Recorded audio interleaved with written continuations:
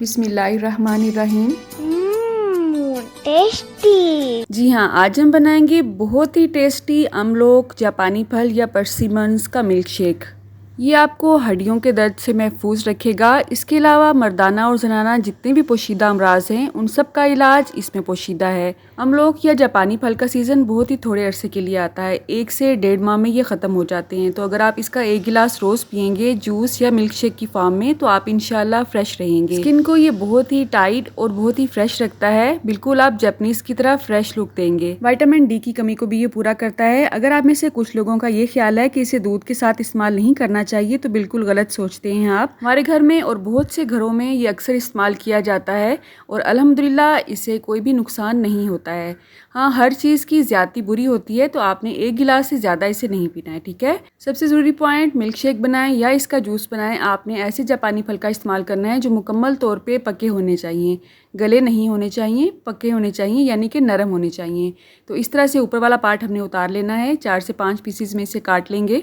उसके बाद हमने मिल्क शेक वाले जग में इसे ऐड कर देना है। मुकम्मल तौर पे पके हुए जो जापानी फल होते हैं वो बहुत ही मीठे होते हैं, आपको इसमें चीनी ऐड करने की बिल्कुल भी ज़रूरत नहीं होती है। लेकिन कुछ लोगों को आदत होती है कि वो शौकिया हर चीज़ में ही चीनी ऐड करते हैं, तो आपका शुमार अगर ऐसे लोगों में होता है तो आप इसमें चीनी ऐड कर सकते हैं, ठीक है। 4 अदद जापानी फल लिए हैं मैंने, छिलका रिमूव नहीं किया है मैंने इसका, क्योंकि छिलके में भी बहुत ज़्यादा ताकत होती है। 2 गिलास मैंने ठंडा उबला हुआ दूध लिया है और ये बहुत ही गाढ़ा अल्हम्दुलिल्लाह दूध है, बालाई के साथ ही मैंने लिया है। अच्छी तरह से इसे शेक कर लेंगे और आप देख सकते हैं जस्ट 1 से 1.5 मिनट से भी कम टाइम लगा है और बहुत ही अच्छा सा मिल्क शेक हमारा रेडी हो चुका है।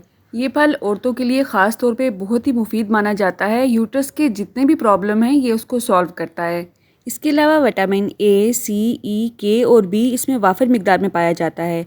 कॉपर, मैग्नीशियम, फास्फोरस और फाइबर से ये भरपूर होता है। अगर आप डेली के 2 जापानी फल खाते हैं तो आपको डेली रूटीन का 55% विटामिन ई इससे मिल जाता है, जो आपकी आंखों की सेहत के लिए बहुत ही मुफीद माना जाता है।